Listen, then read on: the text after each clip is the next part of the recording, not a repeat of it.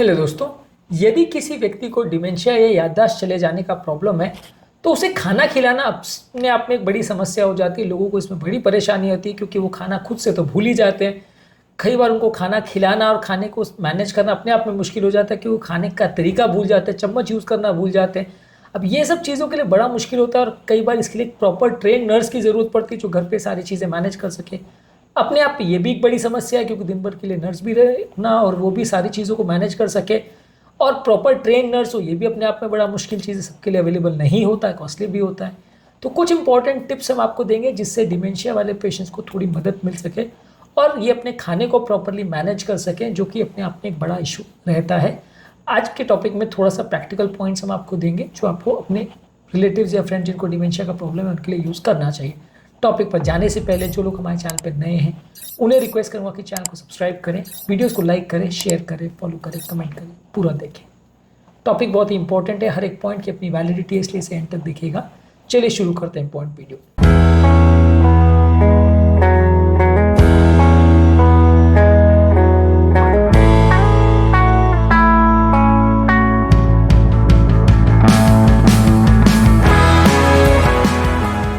सबसे पहले एक रूटीन शेड्यूल मेंटेन करिए, खाने का टाइमिंग और स्नैक टाइमिंग सारी चीज़ों को प्रॉपरली मैनेज और मेंटेन करिए। एक शेड्यूल रूटीन मेंटेन करिए।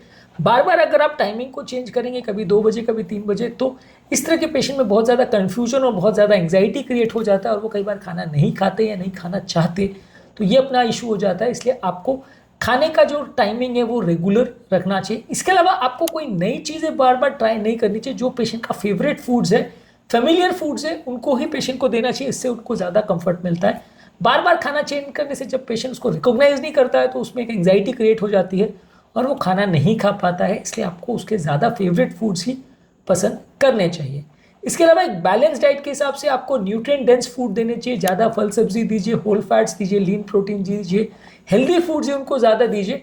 डिमेंशिया के पेशेंट के लिए कौन कौन से खाद्य पदार्थ अच्छे हैं और कौन से बुरे, इस पर ऑलरेडी हमने सेपरेट वीडियोज़ किए, ये ज़रूर देख लीजिएगा। पर ये फूड प्रोडक्ट्स ही उनको ज़्यादा दीजिए और बैलेंस प्रोपोर्शन में दीजिए। विटामिन, मिनरल्स, प्रोटीन सबका प्रॉपर संतुलन मेंटेन हो, इस पर ध्यान दीजिए। ये डिमेंशिया के पेशेंट्स के लिए अच्छा है। इसके अलावा खाने की मात्रा बहुत ज़्यादा मत रखिए। बहुत ज़्यादा मात्रा में आप खिलाएंगे तो उनको कई बार खाना चबाने में और मैनेज करने में बड़ा दिक्कत हो जाता है। वो उनके लिए बहुत बड़ा टास्क हो जाता है और उससे फिर वो घबराने लग जाते हैं। तो बहुत ज़्यादा मात्रा में उनको एक बार में खाना मत खिलाइए, थोड़ी थोड़ी मात्रा में खिलाएंगे तो ज़्यादा अच्छा है। इसके अलावा खाने को ज़्यादा अपीलिंग बनाइए, ज़्यादा कलरफुल चीज़ें यूज़ करिए जिससे खाना ज़्यादा अट्रैक्टिव लगे पेशेंट को, उसको खाना खाने को या उसको देखने की इच्छा हो। ज़्यादा ब्लैंड और बहुत ज़्यादा मैश किया हुआ या पिसा हुआ खाना जो कि बिल्कुल कलरलेस और टेस्टलेस और फ्लेवरलेस होता है, वैसा खाना आप उनको देंगे तो उनको खिलाना बड़ा मुश्किल हो जाएगा, वो खाना नहीं चाहेंगे। इसके अलावा खाने की वैरायटीज़ भी चेंज करते रहिए, अलग अलग टेक्स्चर और फ्लेवर की चीज़ें जो पेशेंट को पसंद है उसके हिसाब से अगर आप उसे खाना देंगे तो उसे पसंद आए, इसके चांसेस ज़्यादा हैं। अगर आप ब्लैंड चीज़ें या टेस्टलेस चीज़ें या बिना नमक की, बिना तेल की, वैसी टाइप की खिलाने की कोशिश करें तो अक्सर खिलाना मुश्किल हो जाए। हाँ, ये हो सकता है कि ये चीज़ें हेल्दी ज़्यादा हो, लेकिन खिलाना पेशेंट को अपने आप में बड़ा टास्क हो सकता है। तो पेशेंट के हिसाब से, उसकी कंडीशन के हिसाब से आप चीज़ों को मैनेज मेंटेन कर सकते हैं। इसमें खाने की प्लेट्स वगैरह को भी थोड़ा कलरफुल रखिए और खाने का अपीयरेंस को भी थोड़ा ज़्यादा इन्हांस करिए, उसमें अच्छे कलर्स, गार्निशिंग, ये सब का प्रयोग करिए तो खाना पेशेंट को ज़्यादा अट्रैक्टिव लगेगा और वो ज़्यादा मात्रा में खा पाएगा। इसके अलावा सिंपल ईटिंग होना चाहिए। जो भी खाद्य पदार्थ है उनको छोटे छोटे टुकड़ों में काट लीजिए ताकि वो उसे इसी तरह से खा पाए और ऐसे खाद्य पदार्थ ही पेशेंट को दीजिए जो वो हाथ से खा सके, यानी फिंगर फूड जिसको बोलते हैं। जो चीज़ें में चम्मच कटोरी का ज़रूरत है वो कई बार पेशेंट नहीं यूटिलाइज कर पाता है क्योंकि चम्मच से खा पाना उसको बड़ा मुश्किल होता है। चम्मच से खाने में कई बार हाथ उसके हिलते हैं तो चीज़ें गिरने लगती हैं। तो जो चीज़ों को वो हाथ से खा पाए वैसी चीज़ें ही दीजिए। ये फिंगर फूड्स जो है, इसका एक सेपरेट लिस्ट हम आपको एक अलग वीडियो में दे देंगे, पर वैसी चीज़ों का ही ज़्यादा प्रयोग करिए जो आदमी खुद से हाथ से खा पाए।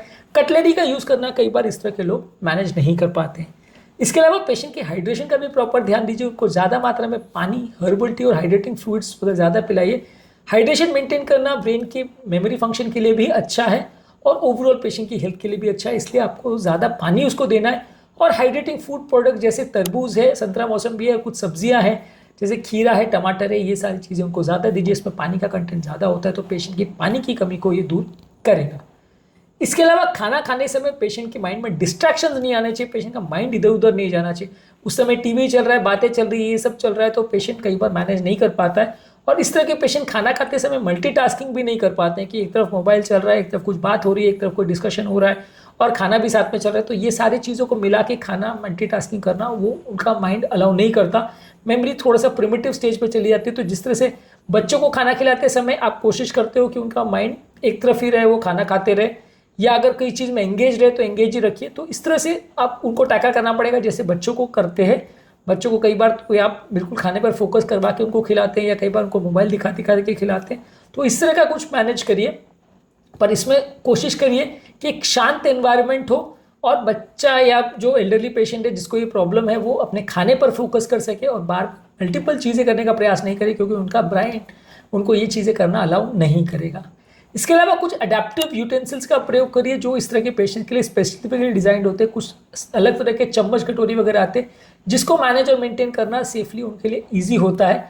बहुत ज़्यादा शार्प चीज़ें और फॉक्स वगैरह का प्रयोग करेंगे, चाकू वगैरह का प्रयोग करेंगे तो पेशेंट कई बार उससे अपने चेहरे को भी कट कर सकता है, क्योंकि इस तरह के लोगों का हाथ कई बार हिलता है तो खुद को भी चोट लग सकती है उनको। और खाने के टेबल पे ऐसे मैट्स का प्रयोग करिए जो स्लिप ना हो, जिससे आपकी प्लेट्स बार बार हिले नहीं और चीज़ें बिखरे नहीं। कई बार ये चीज़ों का भी दिक्कत होता है कि जो बाउल या यूटेंसिल्स आप रखते हैं वो पेशेंट हाथ से हिला देता है और वो गिर जाती है, तो ये भी एक बड़ा न्यूसेंस हो जाता है, खाना खिलाना मुश्किल हो जाता है। तो नॉन स्लिप मैट्स का प्रयोग करिए जिससे ये चीज़ें गिरे नहीं। इसके अलावा पेशेंट की न्यूट्रिशनल रिक्वायरमेंट और वेट लॉस को मॉनिटर करिए, क्योंकि इस तरह के पेशेंट का अक्सर थोड़े टाइम के बाद वेट लॉस होने लगता है जो कि अपने आप में एक प्रॉब्लम बन जाता है। इसके साथ जो खाना आप पेशेंट को दे रहे हो उसका लेबल्स प्रॉपर्ली रीड करिए, क्या आप दे रहे हो, क्या उसमें न्यूट्रिशन है, कैसे केमिकल्स है, कैसे विटामिन मिनरल्स है, इसको प्रॉपर्ली इसके बारे में जानकारी होनी चाहिए। खाने के हेल्दी ऑल्टरनेटिव्स जैसे फ्रूट्स, वेजिटेबल्स है, लीन प्रोटीन्स है, होल ग्रेन्स है, ये ज़्यादा दीजिए as compare to process foods.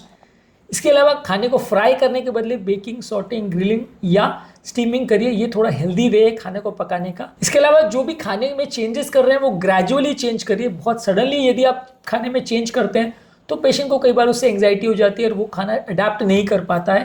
तो इसलिए खाने को बहुत जल्दी चेंज मत करिए, अगर चेंज करना भी है तो धीरे धीरे करके चीज़ों की मात्रा कम करिए, दूसरी चीज़ की बढ़ाइए, ताकि पेशेंट का उसको आदत पड़ जाए और वो उसको प्रॉपर्ली खा पाए। इसके अलावा पेशेंट के खाने को प्रॉपर्ली मॉनिटर करते रहिए कि वो क्या खा रहा है, कैसे खा रहा है, प्रॉब्लम उसको आ रही है कि नहीं आ रही, ये सब चीज़ों का प्रॉपर मॉनिटर करते रहिए।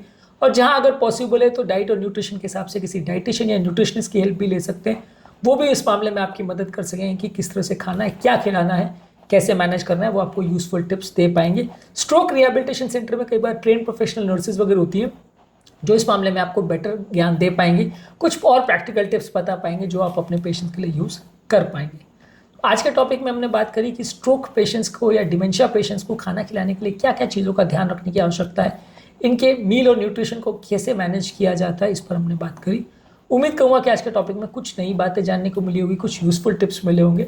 टॉपिक एंड करने से पहले जो लोग हमारे चैनल पर नए हैं उन्हें रिक्वेस्ट करूँगा कि चैनल को सब्सक्राइब करें, वीडियोज़ को लाइक करें, शेयर करें, फॉलो करें, कमेंट करें, पूरा देखें।